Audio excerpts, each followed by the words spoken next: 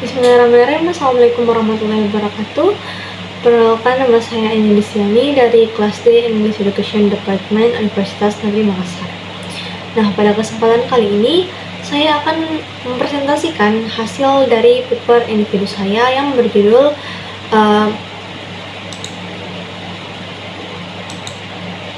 Factor Simulating Evil Student to Learn. Pada bagian pertama yaitu Introduction. Belajar adalah proses penting yang membantu individu untuk memperoleh pengetahuan, keterampilan, dan sikap baru.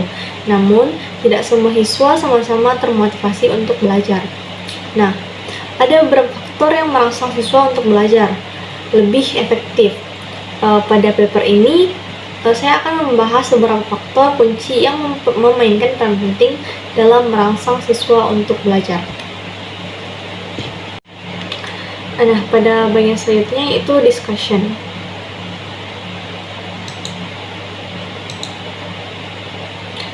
Faktor-faktor yang merangsang siswa dalam belajar, yang pertama yaitu lingkungan belajar yang positif. Lingkungan belajar yang positif adalah faktor yang paling penting yang merangsang siswa untuk belajar. Suasana yang kondusif membantu siswa untuk merasa termotivasi dan terlibat dalam proses pembelajaran. Ketika siswa merasa nyaman dan aman, mereka akan lebih terbuka untuk belajar dan bersedia mengambil risiko. Lingkungan belajar harus menginspirasi secara intelektual, aman secara fisik, dan mendukung secara emosional.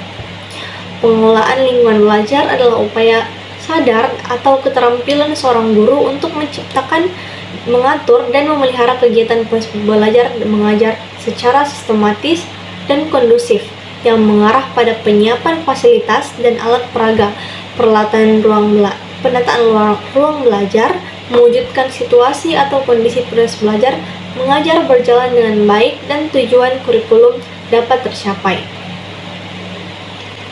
Satroff 2009 menyatakan bahwa siswa membutuhkan lingkungan yang positif untuk belajar.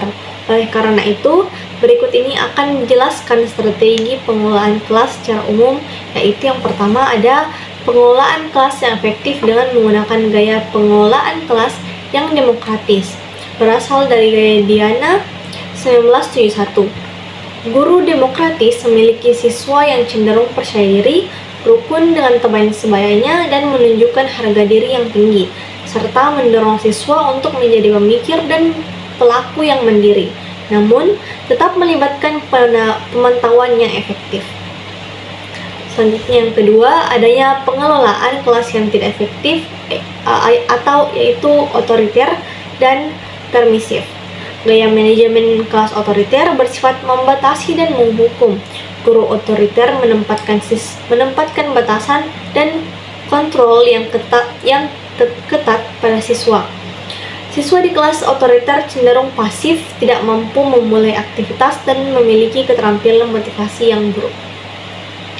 Yang ketiga atau yang terakhir, gaya pengelolaan kelas yang permisif memberikan banyak kebebasan kepada siswa tetapi kurang memberikan dukungan untuk mengembangkan keterampilan belajar atau mengatur perilaku sehingga memiliki pengendalian diri yang rendah. Baik, selanjutnya faktor kedua yaitu effective teaching strategy atau strategi pengajaran yang efektif. Strategi pembelajaran adalah suatu rencana atau tindakan atau rangkaian kegiatan yang juga meliputi pengetahuan metode dan pemanfaatan berbagai sumber atau kekuatan dalam pembelajaran. Strategi pengajaran yang efektif mempromosikan pembelajaran aktif dan mendorong siswa untuk berpartisipasi dalam proses pembelajaran. Guru hendaknya menggunakan metode pengajaran yang interaktif dan inovatif agar pembelajaran menjadi lebih seru dan menarik. Mereka harus menggunakan berbagai metode pengajaran seperti kerja kelompok, diskusi, kegiatan pemecahan masalah, dan pembelajaran berbasis proyek. Ketika siswa secara aktif terlibat dalam pembelajaran, itu merangsang minat dan motivasi mereka untuk belajar. The next is faktor yang ketiga, clear objective dan expectation. Jadi atau tujuan dan harapan yang jelas. Jadi tujuan dan harapan yang jelas membantu siswa untuk memahami apa yang diharapkan dari mereka dan apa yang perlu mereka capai. Tujuan yang jelas memotivasi siswa untuk berusaha lebih keras dan untuk mencapai hal yang diinginkan. Guru harus memberikan instruksi dan tujuan yang jelas untuk kegiatan pembelajaran, mengklarifikasi harapan, dan memberikan umpan balik untuk membantu siswa memantau kemajuan mereka. Tujuan dan harapan yang jelas sangat penting dalam kehidupan akademik siswa. Ketika siswa tahu apa yang diharapkan dari mereka dan apa yang ingin mereka capai, mereka lebih termotivasi, fokus, dan berkomitmen pada keunggulan akademik. Oke, faktor yang keempat adalah supportive feedback atau umpan balik. Jadi, umpan balik adalah elemen penting dalam merangsang siswa untuk belajar. Guru harus memberikan umpan balik yang konstruktif dan mendukung yang membantu siswa untuk mengidentifikasi kekuatan dan kelemahan mereka. Umpan balik membantu siswa untuk melakukan perbaikan dan koreksi terhadap pekerjaan mereka dan juga memberikan rasa pencapaian dan motivasi untuk mencapai hasil yang lebih baik. Guru perlu memberikan umpan balik yang tepat waktu dan relevan, yang spesifik untuk kebutuhan pelajar setiap siswa. Penggunaan umpan balik adalah pembelajaran yang sangat mengajak siswa untuk menerima masukan sehingga mampu mengkritisi pendapatnya sendiri, memperbaiki kesalahpahaman tanpa melukai harga dirinya. Jika siswa melakukan kesalahan pada saat itu, guru harus segera bertindak agar dapat diperbaiki. Komentar atau saran juga harus spesifik, misalnya komentar hasil tes, lebih rajin belajar, itu termasuk yang normatif. Tetapi jika belajar tentang fungsi otak karena tidak mengerti materinya, pesannya spesifik, mudah diterima siswa. Selain bermanfaat bagi siswa, umpan balik juga bermanfaat bagi guru berdasarkan masukan dari siswa. Guru dapat memperbaiki strategi pembelajarannya. Baik, faktor yang terakhir adalah collaboration and cooperation, atau kolaborasi dan kerjasama. Kolaborasi dan kerjasama di antara siswa membutuhkan rasa kerjasama tim dan budaya belajar. Bekerja dalam kelompok memungkinkan siswa untuk berbagi ide, pengetahuan, dan pengalaman dan meningkatkan hasil belajar mereka.